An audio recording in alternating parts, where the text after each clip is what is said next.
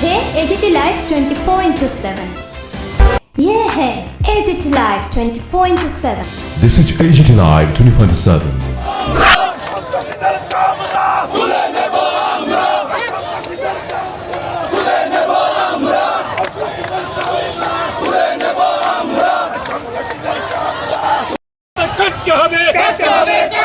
মুখ্যমন্ত্রীর বিরুদ্ধে পলিটিক্যাল মন্তব্য করা সাধারণকে বিরুদ্ধে গ্রেপ্তার করতে হবে।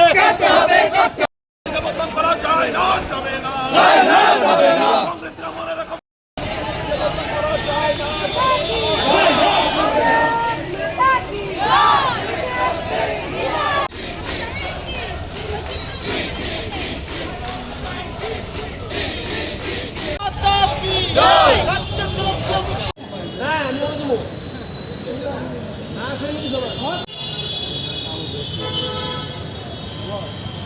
এখানে আসার উদ্দেশ্য হলো আমাদের 2022 সালের সেপ্টেম্বর মাসে আমাদের স্পেশাল এক্সিকিউটিভ রিলিজ হয় এবং নভেম্বর মাসে আমরা প্রত্যেকটি থানায় আমরা জমা করি।